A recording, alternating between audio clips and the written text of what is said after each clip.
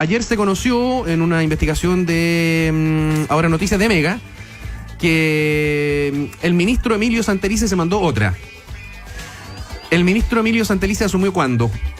El 11 de marzo, claro. El día en que asumió todo el gabinete, el día en que asumió el presidente Sebastián Piñera, que depositó su confianza en sus secretarios de Estado. Le pasa toda su confianza a sus ministros, entre ellos el ministro de Salud. 11 de marzo. ¿Qué pasó el 13? Según la información que está más o menos acreditada, el 13 compró 40 millones de pesos en acciones de la empresa Sonda.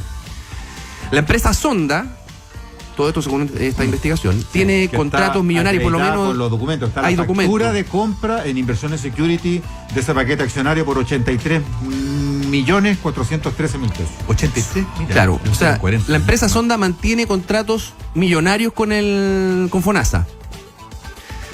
El ministro, antes de asumir, era asesor de Sonda. El ministro pecó de imprudente. Está evidentemente violando la ley de probidad, faltando al decoro. Eso es la discusión que se abre a partir de ahora. Pero recordemos que tiene su historial. Porque fue quien se arrancó con los tarros en la publicación del protocolo de la objeción de conciencia de las instituciones, permitiendo que siguieran manteniendo contratos con el Estado. Lo que había estado prohibido en un primer momento con el protocolo que había dejado el gobierno de Bachelet. La Contraloría lo fustiga, en fondo, porque no solamente corrige que esto es ilegal, sino que además entrega una serie de argumentaciones bien inéditas, en el sentido de que cuando ocurre este tipo de casos, el Estado o los particulares que contratan con el Estado están asumiendo el rol del Estado, por lo tanto se tienen que comportar como tal. Y le pasa o se compra con esto el gobierno un conflicto gratis por acción del ministro Santelice. El ministro Santelice además se había equivocado gruesamente con las cifras de VIH en Chile. Ahí estamos hablando de la salud particular de muchos chilenos. Sobre todo jóvenes. Pero esta no tiene que ver con cosas de política.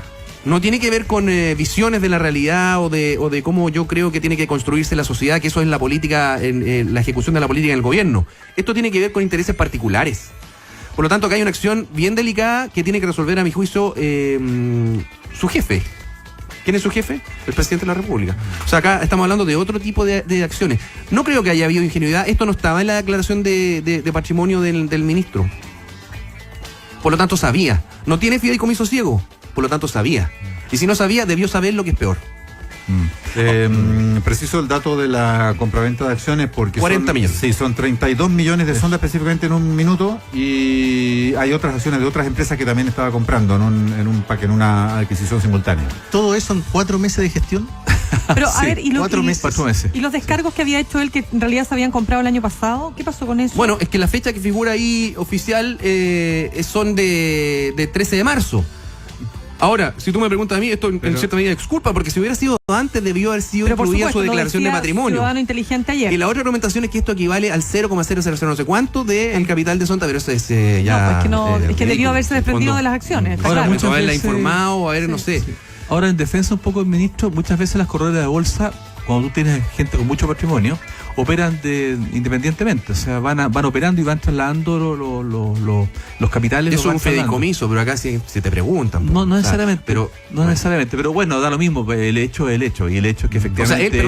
el hecho también es que aquí él no fue una persona franca con su jefe, y no le dijo transparentemente todos los bienes que tenía, y no pensó en términos políticos el daño que le hacía al gobierno de turno, porque finalmente él no fue capaz de proyectar que esa compra que hizo iba a afectar a su presidente, a su jefe y al gobierno en el cual él participa. Yo creo que eso es bastante delicado términos de criterio y sentido común de un cargo que no es de autoridad, es una autoridad política. No es un ministro, el ministro técnico es el subsecretario en el fondo, no es el ministro es más bien político. El tipo comete una cantidad de errores políticos y todo esto, como señalaba Tigre, en muy pocos meses. Estamos hablando de 4 meses apenas. La cantidad de errores que ha cometido este caballero, en verdad, yo creo, si yo fuera la ministra secretaria general de la gobierno, que no es el caso, y estoy preocupado de la imagen del presidente y del gobierno, estaría ya pensando en hacer algo distinto con este señor.